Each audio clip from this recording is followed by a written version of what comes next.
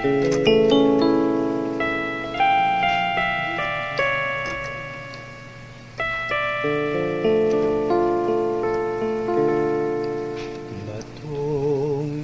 buhay ay dakilang manunubos mula sa kanyang tubig ng buhay handog. Batong buhay ay si Kristong manunubos, walang bayad, tubig ng buhay ay handog. Buksan ang puso kay Jesus, ililigtas ka sa lubos.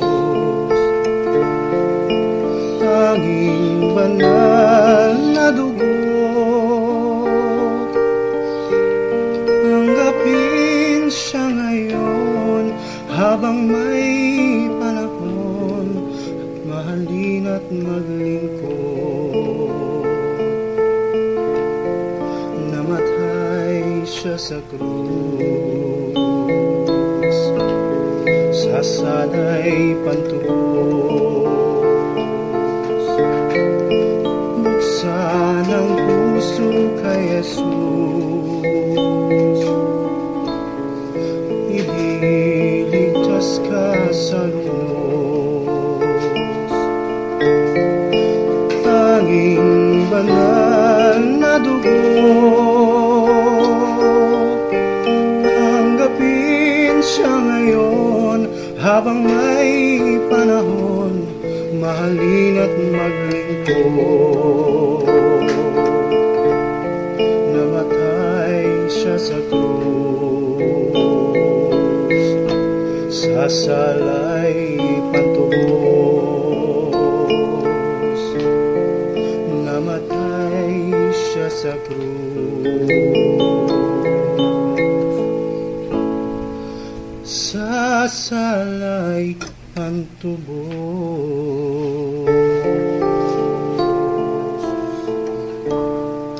Magandang tanghali po sa lahat ng mga nakikinig, sa aming mga magulang at mga kapatid. Minsan pa po kaming mga Kristiyanong naliwanagan sa salita ng Diyos ay nag-aanyaya upang samahan sa ating pag-aaral sa banal na aklat. Tayo po'y manalangin. Ama, minsan pa po kami lumalapit sa inyong harapan. Sana, Panginoon Diyos, kung papaano po nang nakita mo ang bawat isa sa amin, kami nagpakababa, ikaw po'y nagpakilala sa amin. Ganyan mo po sanang makikitang kababaan para kami ay inyong turuan. Ito po ang aming panalangin. Sa pangalan ng aming Panginoong Jesucristo, Amen. Narito po ang ating kapatid. Magandang tanghali po sa inyong lahat. Kami nga po ang mga Kristiyanong naliwanagan sa mga salita ng Diyos, kaya nakita po namin ang dalisay na Kristyanismo. Sa English po, tinatawag itong pure Christianity. At kagaya po ng madalas ninyong marinig sa amin, na talagang bago nagpakilala sa amin ng Panginoong Jesucristo, ay kinakailangang makita muna niya na kami nagpapakababa sa kanyang harapan. Kaya nakilala po namin kung sino siya, at amin din pong nakilala kung sino ang amang Diyos at kung ano ang kanyang pangalan. Dahil sinabi ng ating Panginoong Jesucristo sa 1:8-19, kapag ako ay inyong nakilala, ay makikilala rin ninyo ang aking Ama. At nakita rin po namin na ang mga salita ng Diyos na ating binabasa sa banal na aklat, ito pala yung mga talinhaga. Kagaya ng kanyang ipinahayag sa Mateo 13:35 at sa awit 78:2. Para po ito ay maaaring maunawaan ng tao, kinakailangan muna palang ipaliwanag mismo ng Diyos sa tao, katulad ng ginawa ng ating Panginoong Jesucristo sa Marcos 4:34. At isa pa pong kapahayagang natanggap namin sa Panginoon na sino mang taong nagpapakababa sa kanyang harapan, siya pala ay magkakaroon ng dalawang buhay. Ang isa riyan ay ang spiritual na buhay na kung saan ang lubusang pagdedepende sa Amang Diyos, sa kanyang mga salita, paghingi sa kanyang habag, paghihintay sa kanyang pagpapaliwanag para maunawa ng kanyang mga salita. Ang isa naman po ay ang physical na buhay kung saan hindi naman pala dapat magdepende sa Amang Diyos. Hindi dapat hilingin sa Kanya yung kinakailangang material sa iyong physical na buhay.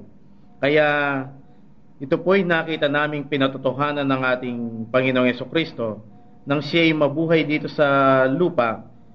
Wala po tayong mababasang humingi siya ng material na bagay sa kanyang Amang Diyos. Kundi lahat ng kanyang pangangailangan niya, ito'y tinugunan niya sa pamagitan ng paghahanap buhay bilang isang karpintero. At ito po'y nakita rin nating makatotohanan sa naging buhay ni Pablo. Atin pong mababasa sa sinulat ni Pablo ang sabi niya, gayahin ninyo ako kung paano ko tinularan ng ating Panginoong Jesucristo. Kaya kay Pablo po wala rin tayong mababasang siya'y humingi ng pagkain pisikal o material na bagay sa Amang Diyos. Para matugunan yung kanyang mga pangangailangan yan, siya'y nagtrabaho rin bilang tagagawa ng tolda. At isa pa pong patotoo ni Pablo na dapat talagang magtrabaho ang isang tunay na anak ng Diyos para matugunan yung kanyang mga material na pangangailangan. Ito po ay isinulat niya sa 2 Thessalonians 3:10. Ang sabi po niya, huwag ninyong pakainin yung hindi nagtatrabaho. Kaya kami pong umaangkin ng mga tunay na Kristiyano sa ating panahon kung paano ang ginawa ni Pablo, ganyan din po namin tinutularan ng Panginoong Jesucristo bilang isang modelo. Sa loob po ng isang linggo kami nagtatrabaho rin para matugunan yung aming mga pangangailangan sa aming physical na buhay. Ito naman pong programa natin sa radyo, ito ang isang halimbawa na kung paano sa spiritual na buhay, sa mga salita ng Diyos, hindi po kami nagdidepende sa mga tao, kundi hinihingi talaga sa Diyos kung ano ang ibig sabihin ng kanyang mga salita. Kaya kayo po ang makakapagpatunay na dito sa ating programa ay walang paliwanag namin o sariling paliwanag, kundi kami po ay naghihintay lamang sa Diyos. Maraming salamat sa Diyos dahil siya ay nagbigay na naman ng oras upang tayo ay makapag-aral sa kanyang mga salita. Bago po tayo tuluyang magtatanong sa Panginoon, gusto po naming magbahagi sa inyo tungkol dito sa mga taong madalas ay nagtatanong sa amin. Ang tanong nila, kayo inaangkin ninyong mga tunay na Kristiyano kayo at dalisay na Kristyanismo ang inyong nakita, pero sino kayo? Paano kayo dadami? Bakit kakaunti lang kayo? At paano ninyo maikakalat ang salita ng Diyos? Samantalang sinasabi ninyong hindi kayo nangangailangan ng pera o hindi kayo humingi ng pera sa mga miyembro, paano nyo ikakalat ngayon ang salita ng Panginoon? Dito po sa mga katanungan ito, kung gagamitin mo nga ang iyong kaisipan, parang imposible na maikalat mo ang salita ng Diyos nang hindi ka humihingi ng pera sa mga miyembro. Pero madalas po naming sabihin sa inyo, dito kami nagdedepende sa Panginoon. Hindi po namin ginagamit ang aming sariling unawa para sundin ang kanyang kautusan, kundi kami naghihintay sa kanya. Dahil nakita po namin siya pala ang dapat gumawa para maikalat ang kanyang salita. At nakita nga naman po namin na talagang naikakalat ang salita ng Diyos nang hindi kami humihingi ng pera sa aming mga kasamahan. Isa na po itong programa natin sa radyo kung bakit kumakalat ang dalisay na Kristyanismo. Pero wala po kaming hinihinging pera sa aming mga kasama para ipambayad dito sa radyo, kundi sa kasiyahan po ng bawat isa. Bakit sila nagbibigay? Sila ang nagbabayad sa radyo. Wala pong nag-uobliga na sino man. Pero dahil sa nadaramang kasiyahan, ang sarap ng pakiramdam dahil itong ibinigay na katotohanan ng Diyos gusto mong ibahagi sa tao at isa ang radyo para ito'y kanilang marinig. Parang ang sarap ng pakiramdam na magprograma dito sa radyo. Kaya lumalabas na yung pera parang walang halaga kumpara doon sa ibinigay na kasiyahan ng Panginoon. Ganun pa man, kahit na may programa na kami dito sa radyo, parang limitado yung mga taong makakarinig sa salita ng Diyos. Pero hindi po kami gumamit ng aming sariling talino kung paano yung maikakalat sa ibang tao na hindi kayang abutin ng signal ng radyo dito sa ating programa. Naghintay pa rin po kami sa Panginoon at sa hindi po namin nalalaman, dumating ang mga computers. Ang internet naging worldwide, talagang sa buong mundo nakikita yan. Kaya dito po nagkaroon kami ng website. Sa hindi namin napapansin, napakaraming mga tao ang nagbabasa ng mga articles namin sa ating website na www.purechristianity.org.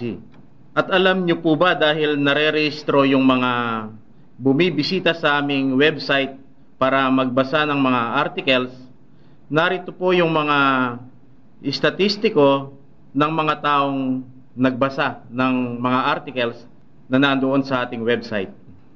Gusto ko pong basahin sa inyo kung ilang tao ang nagbabasa ng mga articles sa mga iba't ibang petsa. PureChristianity.org Access Statistics.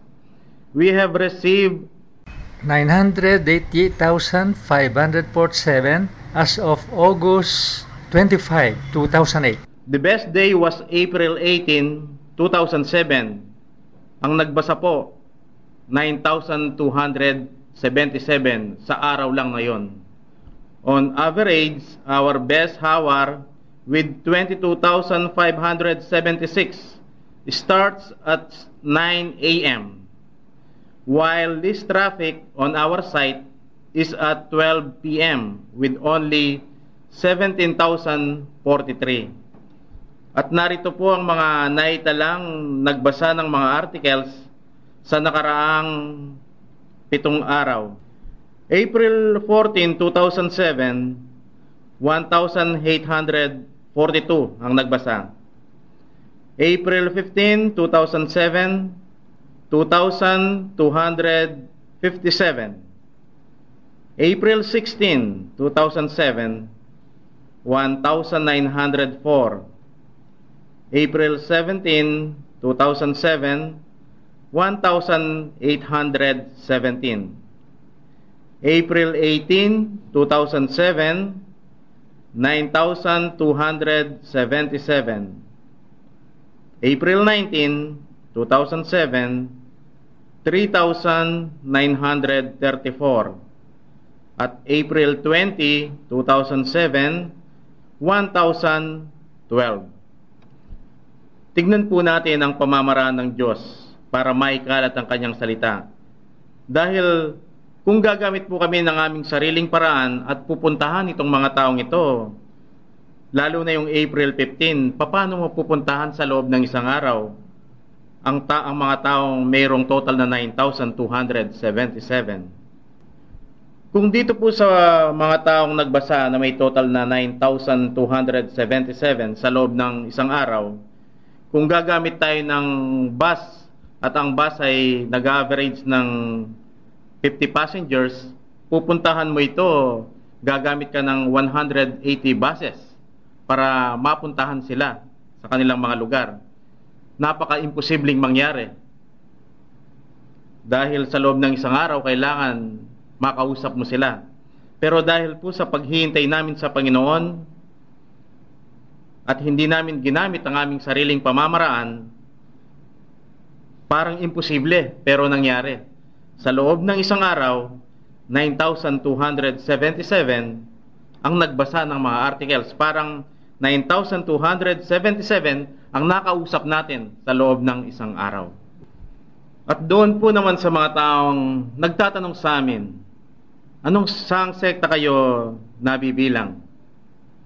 Sino ang inyong pastor? At saan at paano ninyo ginaganap ang inyong fellowship? Dito po namin nakikita ang Panginoong Jesucristo nung kanyang panahon sa Bagong Tipan. Siya ay nagsasalita sa mga tao pero hindi nila naintindihan. At pagkatapos, kanya itong ipinapaliwanag at naunawaan ng mga nagpapakababa sa kanya. Ganyan din po namin nakikita siya sa ating panahon. Dahil ang Panginoong Jesucristo, siya rin ang salita ng Diyos. Kaya nakikita po namin ang mga salita ng Diyos, parang naririnig namin ang Panginoong Jesucristo. Kapag binabasa namin ang mga salita ng Diyos, hindi rin namin naintindihan kung paano nagsasalita siya noon ay hindi naintindihan. Pero kapag sa kanyang papel na banal na espiritu, dahil siya rin po ang banal na espiritu, kapag kanyang ipinapaliwanag itong kanyang mga salita, doon po namin naintindihan kapag kami nagiging mababa sa kanyang harapan. Kaya siya po ang nagsisilbing pastor namin dahil siya ang tagapagturo. At wala pong lugar na sasabihin namin dapat meron kaming simbahan para siya ipakinggan. Wala pong lugar na ganyan. Kami po ay nasa garahe lamang. At doon, kung minsan yung aming mga kapatid, kung minsan yung bilang namin marami, and then pagkalipas ng ilang linggo, kukunti na lang. Dahil nababalitaan po namin. Itong mga kapatid na ito na nakakarinig sa Panginoong Jesucristo sa kanyang pagpapaliwanag at sila'y nagiging mababa kaya naunawaan nila ang kanyang salita. Ang ginagawa po nila, doon sa kanilang lugar sila'y nagbabahagi na sa mga tao. Dahil hindi po kasi kailangan kami magkita-kita. Hindi kailangan magpunta kaming lahat sa isang lugar. Dahil nandoon po yung kanilang kasiyahan sa natanggap nila sa Panginoon, ibinabahagi nila yan sa mga tao. Kaya kung titignan po ninyo kami, talagang tinatanong ninyo kung anong sekta kami, wala po kami sekta. Dahil yan po ang nakikita naming pamamaraan ng Diyos na ginagawa niya sa amin para maikalat lang yung kanyang salita. Hindi po mahalaga kung anong pangalan namin, pero inaangkin po namin, nakita namin ang dalisay na Kristyanismo dahil ipinakita sa amin ng Panginoong Jesucristo. Marahil ito na po ang tamang oras para tayo magtanong sa Panginoon, humingi sa Kanya ng karunungan sa pamagitan ng pagtatanong sa Kanya kung anong ibig sabihin nitong Kanyang mga salita. At tayo po itatalakay ng isang na namang kahilingan buhat sa ating tagapakinig. Ito po ay ipinadala niya sa pamagitan ng text. Babasahin ko po.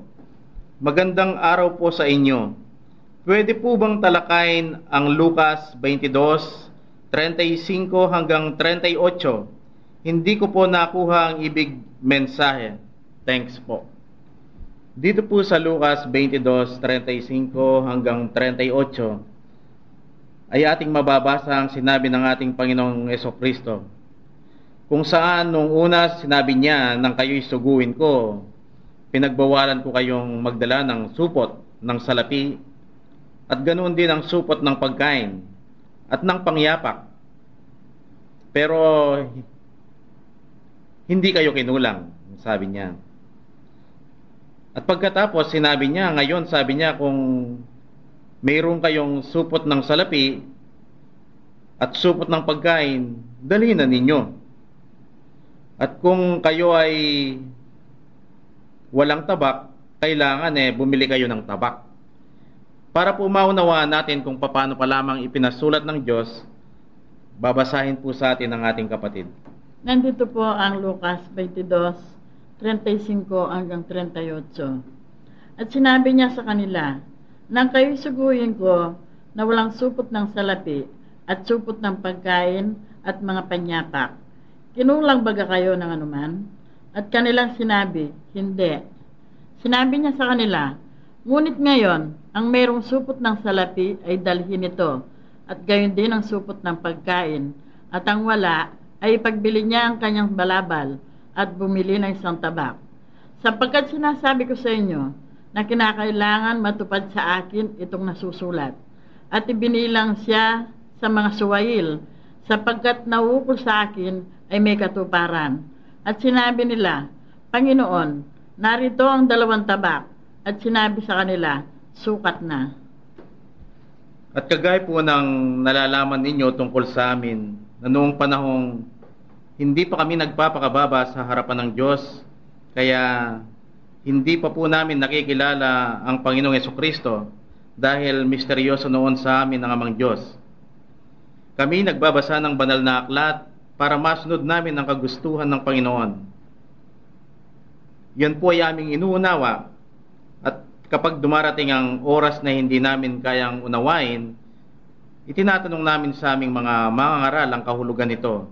Dahil po sa aming paniniwala, sila ay pinili ng Diyos, kaya binigyan niya sila ng karapatang magpaliwanag sa kanyang mga salita, na siya pong ibabahagi ng mga kapatid kung ano ang naunawaan namin doon dito sa Lucas 22, versikulo 35. Magandang tanghali po sa lahat ng mga tagapakinig.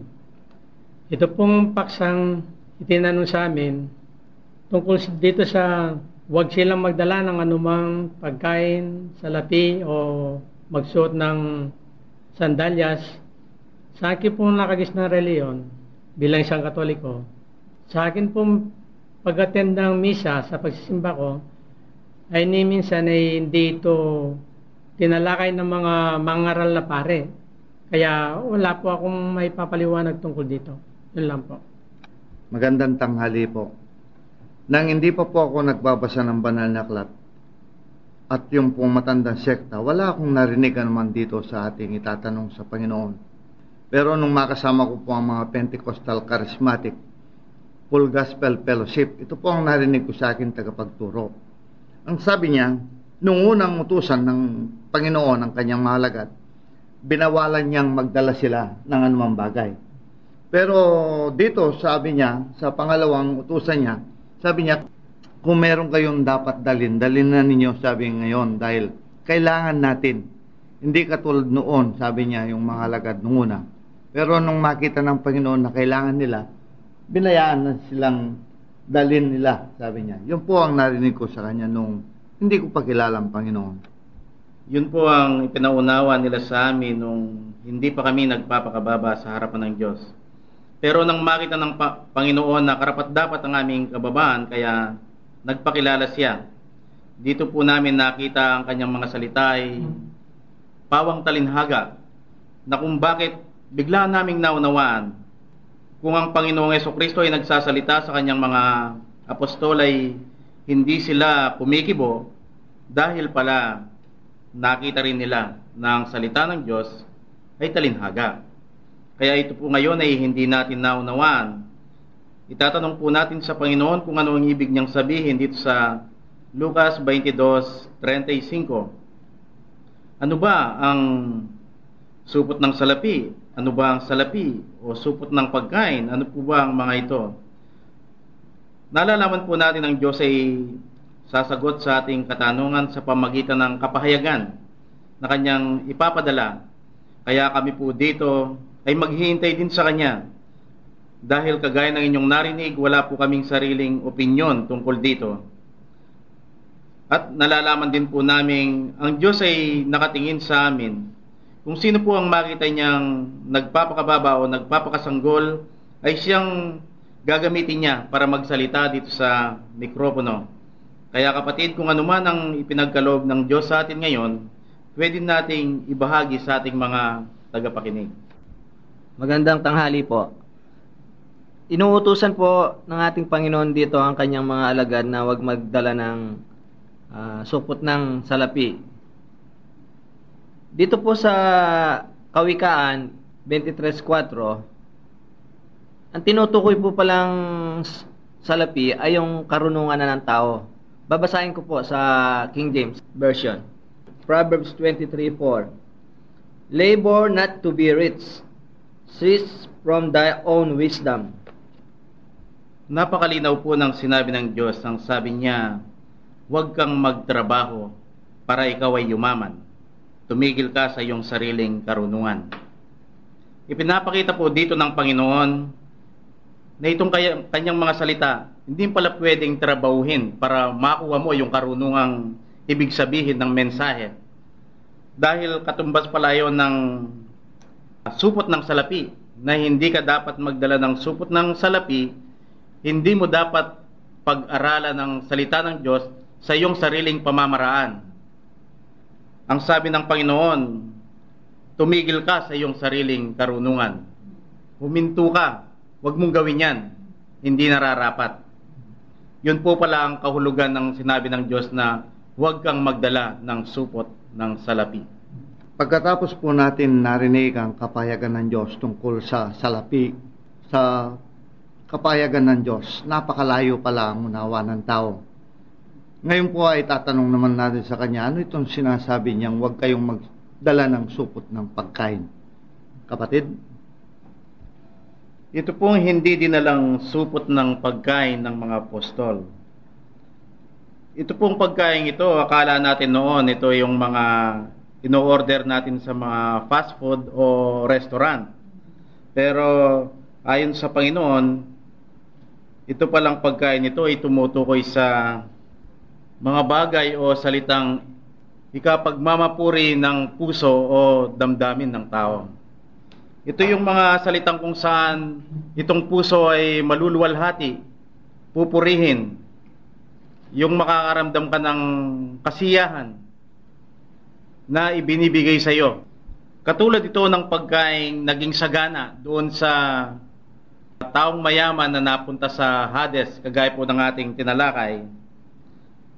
Yun po ay yung mga bagay na ikinapuri o ikinataas ng kanyang damdamin o ng kanyang puso.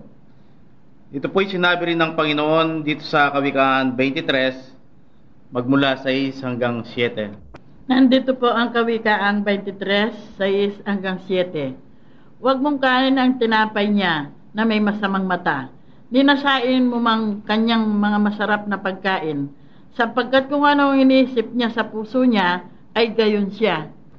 Ito pong ikatlong bagay na hindi dinala ng mga apostol nang suguin sila ng Panginoong Jesucristo ay ang pangyapak. Hindi po sila nagdala ng pangyapak. Ano po kaya ang ibig sabihin ng Diyos dito na pangyapak? At nang tanungin sila, kinulang baga kayo ng anuman? Sila po ay sumagot na hindi. Ano nga kaya ang pangyapak na sinasabi ng Panginoon na hindi dapat dalhin? Isa pong forma ng pangyapak ay ang sandalyas, na kung saan ito ay isinusuot ng ating mga pa para hindi ito magkaroon ng alikabok. Dahil po ang alikabok ay sumisimbolo sa tao, lumalabas dito parang pandepensa sa tao. Kaya dapat mayroong sandalyas. Pero ayon sa Panginoon, kailangan alisin. Kailangan walang sandalyas. Kailangan walang pangdepensa sa mga tao. Kaya ito pong Lucas 22:35 ay isang buhay na demonstrasyon na makikita natin ay ang mismong programa natin dito sa radyo, kung saan amin pong inaangkin na kami sinugo ng Diyos. Mayroon po kaming misyon. Ano ang misyon namin? Ibahagi sa inyo ang katotohanan. Ibahagi sa inyo kung ano ang ipinakita ng Panginoon sa amin. Kaya hindi kami nagdadala ng supot ng salapi. Wala po kaming sariling karunungan na aming dinadala para ibahagi sa inyo. Wala po kaming dalang karunungan galing sa tao. At kayo po ang makakapagpatunay niyan dahil pare-pareho lamang po tayong nagtatanong sa Diyos. Yun po pala ang ibig sabihin ng Panginoon na hindi tayo nagdadala ng supot ng salapi. At doon po sa supot ng pagkain na hindi namin dinadala, kung napupuna po ninyo, ay hindi kami nagpapakilala sa inyo. Bakit? Para hindi ninyo kami mapurihan. Para hindi kami makilala ninyo, para huwag ninyo kaming tignan. Nang sa ganon ay hindi ninyo kami tingalain. Dahil yun po ay pagkain ng damdamin na ayaw po naming magdala. At doon po sa hindi namin pagdadala ng pangyapak, wala po kaming dalang pangdepensa sa mga tao.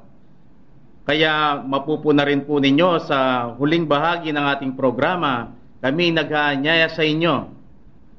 Kung mayroon kayong suwestyon, tanong, puna, ipadala po ninyo sa amin. Wala po kaming pangyapak. Wala po kaming pananggalang. Dahil nalalaman po namin ang Diyos ang siyang bahala sa lahat. At kaya wala rin po kaming pananggalang dahil kami po'y nagbabahagi sa inyo, hindi para saktan ang inyong damdamin, kundi para may bahagi lamang sa inyo ang katotohanang ipinakita sa amin ng Panginoon. At kaya po namin sinasabing ang Diyos ang bahala sa amin, dahil po ang Diyos ang siyang katotohanan, kaya ang katotohanan sa salita ang siyang bahala sa amin. Kaya dito po sa hindi namin pagdadala ng supot ng salapi, supot ng pagkain at pangyapak, ang tanong sa amin ng Panginoon, nagkulang ba kayo? Ang sagot po namin, hindi po. Dito po sa pinag-aaralan natin, bakit po kaya dito sa verse 35, yung Lucas 22:35, ay hindi sila pinagdala ng lalagyan ng pagkain, lalagyan ng salapi, sapatos? Bakit po dito sa 36 ngayon naman ay inaayaan niyang magdala? Babasahin ko po yung 36 sa English, sa King James Version. Ito po ang verse 36. Then said he unto them, But now, he that had a purse, let him take it, and likewise his scrip. And he that had no sword, let him sell his garment, and buy one. Kapatid, nung hindi pa tayo nagpapakababa sa harapan ng Diyos, paano nga ba ito ipinaliwanag sa atin ng ating mga mangangaral? Ulitin ko po ang ibinagi ko kanina. Sabi nga ng aming tagapagturo, noon sabi niya sila ay naglalakad lang, malapit lang ang kanilang pinupuntahan. Pero nung dumami ang tao, ang sabi niya, hindi pwedeng mapuntahan lahat, kaya lalo na sa kasalukuyan nating panahon, sabi niya, dapat tayo'y may pera, may pagkain, at may sandals para makapaglakbay ng malayo. Yun po ang narinig ko nung hindi ko pa kilala ang Panginoon. Kung atin pong unawain itong sinabi ng Panginoon sa Lucas 22:35 at 36, parang magkasalungat. Dito sa 36, parang nagbago ang isip ng ating Panginoong Hesukristo. Pero wag po nating kakalimutan, nagsalita ang ating Panginoong Hesukristo sa lumang tipan sa kanyang pormang ama.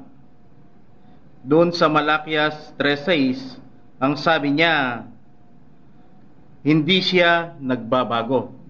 Pero bakit dito parang siya ay nagbago? Dito po natin nakikita na dapat magdepende talaga tayo sa Diyos.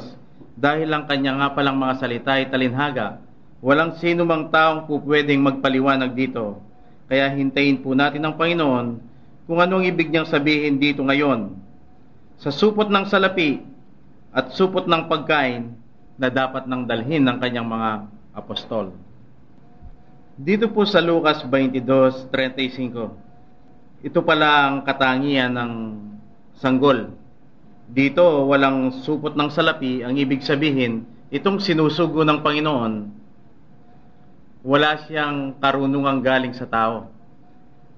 Yun ang katumbas ng wala siyang dalang supot ng salapi. At ganoon din, wala siyang dalang supot ng pagkain. Yung isinantabi niya yung damdaming makatao. hindi niya pinairal yung kanyang damdamin. Kaya wala siyang dalang supot ng pagkain, katangian ng sanggol. Walang-wala sa harapan ng Diyos. Pero dito sa versikulo 36, dahil nga nakita ng Panginoon na itong kanyang sinusugo ay walang-wala, binigyan niya ngayon ng supot ng salapi. Ang salapi po dito ay tumutukoy sa kayamanan na karunungan galing sa Diyos. Katulad ng kanyang sinabi sa Mateo 11:25, dahil doon sa mga sanggol, nagsalita ang Panginoong Jesucristo, maraming salamat, Ama, at ipinahayag mo ito sa mga sanggol. Kaya nung makita ng Diyos dito sa versikulo 35 na sila ay mga sanggol, sila ay binigyan ng karunungan ng Diyos. Iyon ang tumutukoy sa supot ng salapi na kanilang dadalhin nila ngayon. Dito sa versikulo 36. At ito naman pong supot ng pagkain na gustong ipadala ng ating Panginoong Jesucristo. Kung ito pong supot ng pagkain ay tumutukoy sa damdamin ng tao, dahil po doon sa versikulo 35, ito ay tumutukoy sa damdaming tumatanggap ng kaluwalhatian, o ito ay tumatanggap ng karangalan. Pero dito sa versikulo 36, ito naman ay ang damdaming nasisihan kapag pinupuri at niluluwalhati ang Diyos. Ito rin ang damdaming nagagalak kapag tinatanggap at itinataas ang katotohanan sa salita ng Diyos. Ayon po sa awit 56:10. Ito pong tungkol sa supot ng salapi at pagkain na hindi dapat dalhin. At doon naman sa supot ng salapi at pagkain na dapat namang dalhin. Ito pong dalawang ito ay buhay na demonstrasyon sa naging buhay ni Pablo, kung saan hindi siya nagdala ng supot ng salapi. Nang itapon po lahat ni Pablo yung kanyang natutunan mula kay Gamaliel, na isang tanyag na tagapagturo. Yun po ang katumbas ng hindi pagdala ng supot ng salapi ni Pablo.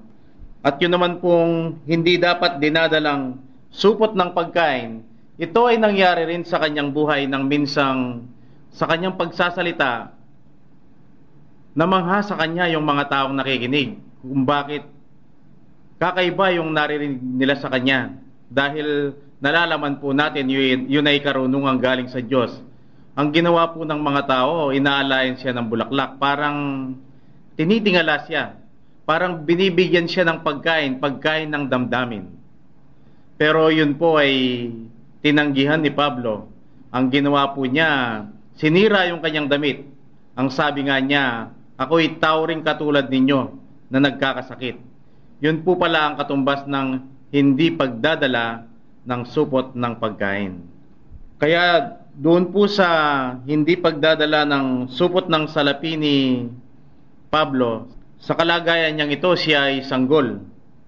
Doon siya binigyan ng karunungan ng ating Panginoong Jesucristo, bagamat wala na ang Panginoong Jesucristo dito sa lupa. Yun po ay sinabi ni Pablo sa Galacia 1:11 hanggang 12. At kanina naman pong inaalayan siya ng bulaklak na hindi niya tinanggap, katumbas ng hindi pagdadala ng supot ng pagkain. Kung titignan po dito ang kanyang kalagayan, gutom siya. At ito ang gustong makita sa kanya ng ating Panginoong Jesucristo.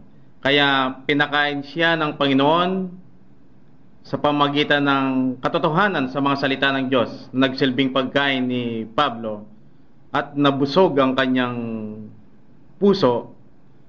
At dahil sa kanyang kabusugang yan, nagumapaw yung kanyang damdamin para ibahagi sa kanyang mga kapatid o sa mga tao itong pagkain ipinakain sa kanya ng ating Panginoong Hesukristo. Ito po yung mababasa natin sa Jeremias 15:16. Nandito po ang Jeremias 15:16. Ang iyong mga salita ay nasumpungan at aking kinain. At ang iyong mga salita sa ganang akin ay katuwaan at kagalakan sa aking puso.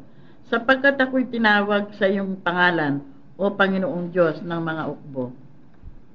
Dito naman po kaya sa bandang huli ng verse 36 na sinasabing kung sino man ang walang tabak ay ipagbili ang kanyang balabal at bumili ng isang tabak.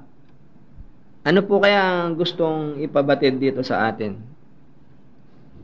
Ano po kaya yung pinabebentang balabal dito? Sa English po, garments ang nakasulat At ano po kaya yung pinabibiling tabak? Kaya po nang palagi po ninyong naririnig sa amin, wala po kaming alam isagot sa tanong tungkol sa Diyos, kundi lamang ipaliwanag ng Panginoon ang kanyang mga salita.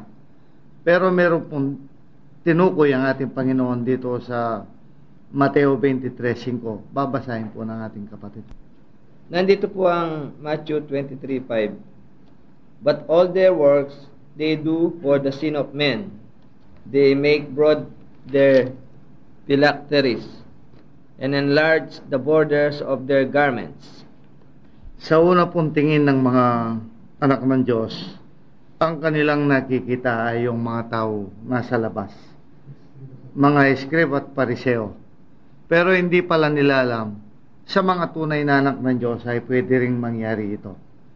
Gaya po ng instansya sa buhay ng mga alagad ito, ang lahat ng nagbabasa, alam nila ito na si Juan at saka si Santiago gusto sa kanan at kaliwa. So, parang tinignan ng kanilang sarili na igit sa mga kasama nila. Pero hindi lamang pala po yung dalawa, kundi pati yung 10 nagalit Kaya ibig sabihin, silang lahat ay sa hindi pala nila alam kung anong nakikita ng Panginoon sa mga eskrib at pariseo. Yun din pala ang nakikita sa kanila. Kaya dito po, buhay ang salita ng Diyos. Kung nakita niya sa mga alagad noon, nakikita rin sa mga alagad ngayon. Kaya kung wala ka palang tabak, sabi, pagbili mo ang iyong garment o ano yung garment na nakikita ng Diyos. Ito po kung minsan, kung hindi ka lang bibigyan ng karunungan ng Diyos, hindi mo man po makikita ito. Halimbawa, makikita mo yung kapatid, maraming pagkukulang ang kapatid na ito. Bakit hindi mo nakikita yung pagkukulang mo?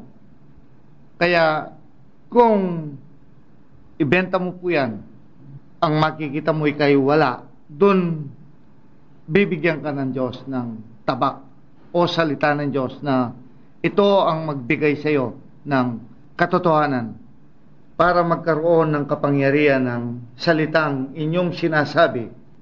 Pagkatapos pong mapagbili na ng ating Panginoon ang kanyang mga alagad kung ano ang kanilang dapat gawin, dito po sa verse 37 ay sinasabing ito'y dapat mangyari upang matupad ang nakasulat.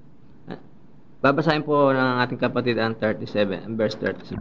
Nandito po ang Lucas 22:37. Sapagkat sinasabi ko sa inyo na kinakailangan matupad sa akin itong nasusulat. At ibinilang siya sa mga suwail, sapagkat ang nauukol sa akin ay may katuparan. Ano po kaya ang ibig ipamansahe sa atin dito? Ito pong Lucas 22:37. Ito ang magiging kalagayan ng isang taong tunay na sumusunod sa ating Panginoong Hesukristo. Pagkatapos niyang maging sanggol, ito po yung hindi nagdadala ng supot ng salapi at pagkain. Doon naman siya bibigyan ng Diyos ng karunungan. Kagaya ng kanyang sinabi sa Mateo 11:25, dahil siya ay makakaramdam ng gutom. Ito po ay ang kanyang kagutuman o katotohanan sa mga salita ng Diyos. At diyan na po lalabas yung makapangyarihang salita ng Panginoon bilang tabak. Pero sa kalagayan pong yan ng taong sumusunod sa Panginoong Jesucristo, siya ay ibibilang na suwail ng mga taong hindi nagpapakababa sa harapan ng Diyos. Dahil sa taong natural, ito ay isang pagrebelde sa Panginoon. Kaya wala silang makikitang maganda doon sa sasabihin ng taong sumusunod sa Panginoong Jesucristo. Katulad po ito ng aming nararanasan. Kami po inaangkin naming nakilala namin ang Panginoong Jesucristo. Siya'y nagsalita sa amin. Kami kanyang pinakain sa kanyang mga salita. Nararanasan po namin ngayon kung bakit kahit po sa internet tinatawag kaming rebelde.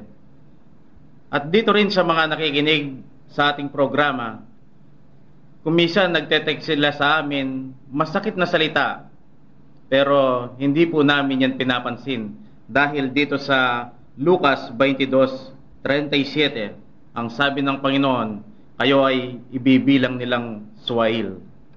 At hindi rin po kami nagtataka kung bakit walang sinasabing maganda sa amin ng mga tao. Ang mga nagte-text sa amin, kahit masakit yung kanilang salita na ibinibintang sa amin, pero kami po ay nasisiyahan pa rin dahil alam namin ito ay mangyayari sa aming buhay. Dahil kung ano ang nakita sa Panginoong Jesucristo, siya ang makikita sa amin. Ano po ba ang nakita sa Panginoong Jesucristo? Hindi po ba ayon sa Isaiah 53:1 hanggang 3, wala silang nakitang maganda sa Kanya? Basahin po natin kung ano ang nakikita ng mga tao sa katauhan ng ating Panginoong Jesucristo. Nandito pa ang Isaiah 53:1 hanggang 3. Sinong naniwala sa aming balita at kanino nahayag ang bisig ng Panginoon? Sapagkat siya'y tumubo sa harap niya na gaya ng sariwang pananim at gaya ng ugat sa tuyong lupa, walang anyo o kagandahan man. Pagka ating minamasdan siya ay walang kagandahan na magnanais tayo sa kanya. Siya'y hinamak at itinakwil ng mga tao, isang taong sa kapanglawan at bihasa sa karamdaman, at gaya ng isa sa pinagkublian ng kanilang mukha ng mga tao, na siya'y hinamak at hindi natin inalagaan. Gusto ko pong ibahagi ang aking nararamdaman noong hindi ko pa kilala ang Panginoon. Noon po ang sabi ko, napaka-tanga ng mga eskrib at pariseo ang sabi ko, dahil katotohanan ang sinasabi ng Panginoon, nasa Kanya ang buhay na walang hanggan. Bakit kinainisan at nagagalit ang mga tao? Gustong batuin, sabi ko. Mangmang ang mga tao noon. Dahil sa kapanahonan ngayon, nung hindi ko po kilala ang Panginoon, lahat ng mga tao umalang Panginoon, sabi ko. Kaya, kung nararamdaman lang nila ang katotohanan tungkol sa Panginoon, sabi ko nung hindi ko po kilala ang Panginoon noon, sana masiyaan ang Panginoon noon. Pero ngayon masaya. Pero alam po ba ninyo nang ipakita ng Panginoon ang nakikita kong maliwanag na mahitim pa lang ang aking nakikita? Alam po ba ninyo na sa tingin ko minamahal ko ang Diyos nung hindi ko kilala? Pero hindi ko pala alam kung paano naiinis ang maraming tao doon sa kapanahunan ng Panginoon. Doon ko nakita, kapatid, lahat pala ng mga taong hindi nakakilala sa Panginoon, naiinis sa Kanya.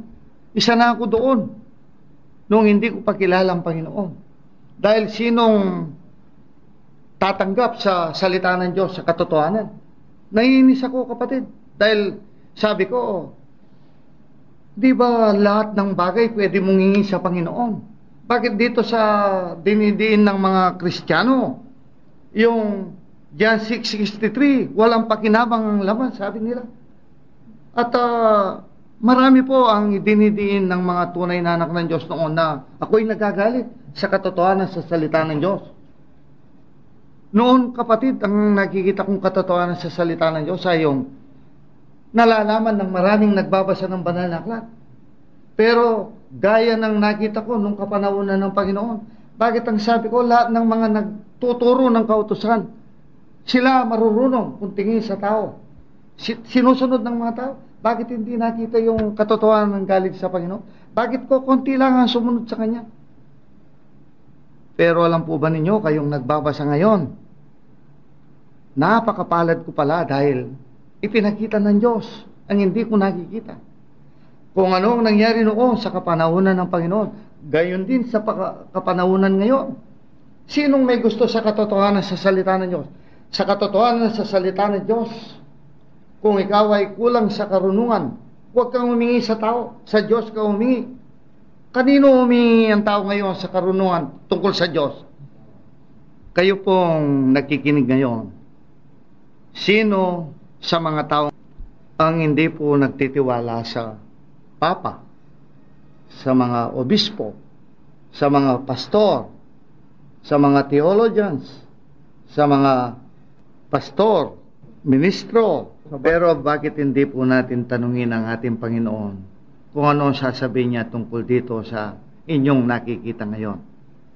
Narito po ang Jeremias 17:5. Ganito ang sabi ng Panginoon, sumpayin ng tao na tumitiwala sa tao at ginagawang laman ng kanyang bisig at ang puso ay umiwalay sa Panginoon. Ito pong sinabi ng Diyos sa Jeremias 17:5. Sumpayin ng tao na nagtitiwala sa kanyang kapwa-tao. Bagamat sinabi ito ng Panginoon sa lumang tipan, pero ito'y buhay na nakikita natin sa ating panahon. Kagaya po ng narinig ninyo, hindi po ba ang mga tao ngayon ay talagang nagtitiwala sa kanilang mga mangangaral? Pero kung tatanungin mo ang mga tao, mahal mo ba si Jesucristo? Ang isasagot nila, mahal ko si Jesucristo. Walang hindi sasagot na hindi niya mahal. Tignan po natin kung talagang mahal nila ang Panginoong Jesucristo. Hindi po ba ang Panginoong Jesucristo ay kinakatawan ng salita ng Diyos? Kaya bang mahalin ng tao? Kaya bang tanggapin ng tao ngayon na dapat ang kabuuan ng banal na aklat ay kanilang paniniwalaan magmula Genesis hanggang Apokalipsis bilang Jesucristo na siyang salita ng Diyos dapat tanggapin, pero hindi yan tinatanggap ng tao, kaya hindi niya mahal si Jesucristo. Kaya bang sabihin ng tao na mahal niya si Jesucristo bilang banal na espiritu na siyang dapat magturo sa mga tao? Lumalabas po ngayon, hindi mahal ng mga tao si Jesucristo dahil nagtitiwala nga sila sa kanilang kapwa-tao. Sila ay naniniwala sa kanilang kapwa-tao. Sa kanilang kapwa-tao sila nagtatanong, doon sila nag-aaral, doon sila humihingi ng paliwanag sa mga salita ng Diyos. Pero ang sabi ng Panginoong Jesucristo, ang banal na espiritu, siya ang dapat magturo sa mga tao dahil siya ang nakakaalam sa tunay na kahulugan ng katotohanan sa mga salita ng Diyos. At hindi rin ba pagtitiwala sa kapwa-tao na ang mga pangalan na dapat ay nararapat lamang sa Panginoong Diyos ay tatawag mo sa tao? Bakit kailangan mo siyang tawaging Father, Rabbi, Pastor, o tagapagturo? Hindi po ba yan ay titulo na dapat lamang ibigay sa Panginoong Jesucristo? Bakit kailangang luwalhati ng tao? Bakit kailangang papurihan ng tao? Hindi ba dapat ang papurihan lamang ay ang Panginoong Jesucristo? At kanino nararapat ang titulong Reverend, Holy? Hindi po ba yan ay dapat itawag lamang sa Panginoong Diyos? Pero bakit itinatawag yan sa mga tao? Basahin po ninyo sa inyong banal na aklat ang awit 111, versikulo 9, kung kanino gustong ipatawag ng Diyos ang salitang Holy at Reverend. Sa King James Version po ninyo ito basahin. Ito pong Lucas 22:38. Babasahin po natin. At sinabi nila, Panginoon, narito ang 2 tabak, at sinabi niya sa kanila, sukat na. Sinabi po ng Panginoon dito, sapat na yung 2 tabak. Alam po natin, ito ay ang sandatang gagamitin para pantapyas sa di matuwid sa physical na buhay at pantapyas para sa di katotohanan sa ating spiritual na buhay. Kaya ang sabi ng Panginoon, sapat ng sandata ito para malinis ang tunay na anak ng Diyos. At ito pong 2 tabak na ito ay maaari ding tumutukoy sa 2 saksi sa katotohanan. Una ay ang titik sa salita ng Diyos. Pangalawa ay ang kapahayagan ng banal na espiritu doon sa titik. Kaya ang sabi ng Panginoon, sapat na. Sapat nang maging pagkain ng mga tunay na anak ng Diyos. Samantala, doon po sa internet, meron pa rin po kaming website doon. Patuloy pa kayong makakapagbasa ng mga articles doon po sa website na www.purechristianity.org. Small letter lahat po yun at one word lang. Tayo po ngayon ay magpasalamat. Panginoon, maraming pong salamat at kami ay inyong isinusugo para ganapin ang isang misyon. Kung saan sa aming pagyaw ay kailangang wala kaming dalang karunungan mula sa tao na siyang tumutukoy na supot ng salapi. At kailangan din po naming huwag kaming maniwala sa udyok ng aming damdamin. Dapat po naming makitang ito ay kumokontra sa inyong mga kagustuhan na siya pong tumutukoy sa supot ng pagkain. Hindi po kami dapat kumuha ng papuri sa mga tao. Hindi po kami dapat maghintay ng kapalit galing sa kanila. Pero marami pong salamat at pinagbaon po ninyo kami ng salitang galing sa inyo at ng damdaming masisihan kapag nakikita naming itinataas ang katotohanan sa inyong mga salita. Ito po ang aming pasasalamat sa pangalan ng aming Panginoong Jesucristo. Amen. Di na ako papayag na mawawala pa sa katotohanan aking nalaman. Ngayong ako'y malaya na sa pagkakabilanggo sa maling katuruan kay payapa ng buhay. Ngayong kilala ko na ang tunay na Jesus, na siya ang Ama at banal na Espiritu. Salamat, Panginoon, at pinili mo ako at itinurong landas tungo sa iyo. Salamat, Panginoon, at pinili mo ako at itinurong landas